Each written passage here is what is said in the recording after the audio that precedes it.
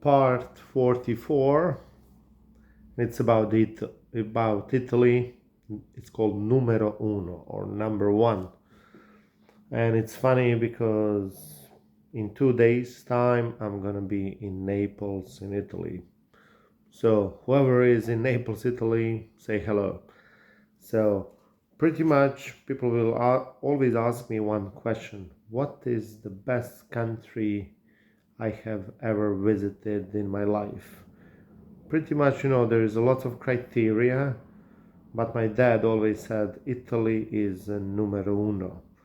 But pretty much, I can't beg to differ, because actually I think Italy is like a cradle. You have everything from the food to architecture to all the traditions.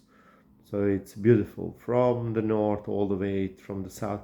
So pretty much I don't even put it on a list, because somehow people will know that Italy is the best country to visit.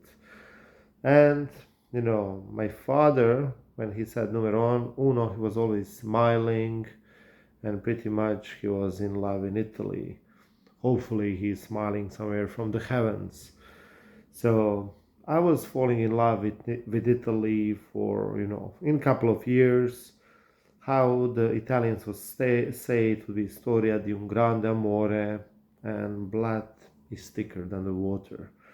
So I remember when my parents retired, I told them like, hey parents, we go to Italy. I bought us a ticket. We'll go to Amalfi Coast. We'll see Naples. We'll go to Capo di Monte, to all the museums. Hey dad, you're gonna see Caravaggio, because Italy is number one. So that was our like family traveling through Italy, and pretty much it was the our last one. Then when father died, I was traveling a lot with my mother, from Azerbaijan to United States and all around. So I was, shifting my pasta on a plate, and I was ordering cappuccino after lunch. So I love to piss off Italians pretty much, the neighboring country. And they've been looking at me like, why do you order cappuccino, man? So pretty much, the plans around Italy were great. It was all relaxed. So the Napolitan charm and Amalfi Coast, it was fantastic. Even the words cannot describe how great it was. And my mother was like a photographer for that trip. I was like, come on, I leave everything behind. I don't need any camera with me. Take photos of my dad in every museum, buy every picture of Van Gogh, Caravaggio, Rubens, because art historians are crazy about those guys.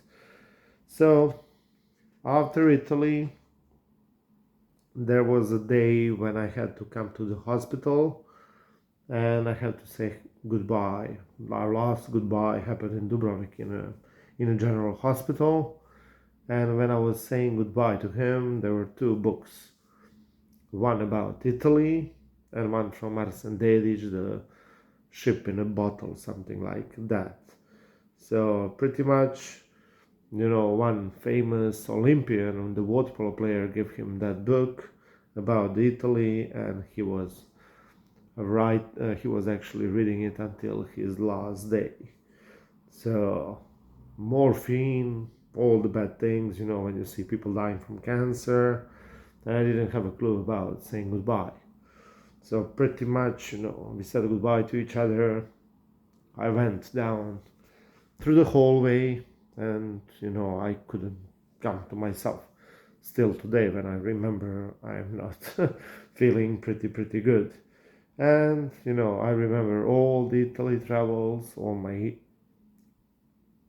all travels which went together, and it was all called Italy, Italy, Italy. I even remember when I was a kid, father was bringing that lovely Ferrero Rocher or Duplo chocolates to our home when Dubrovnik was part of Croatia but still part of Yugoslavia. And pretty much, emotions go, they go, and I will always go to Italy. Pretty much, I dedicate this to my father, and hopefully he found his Caravaggio. 44.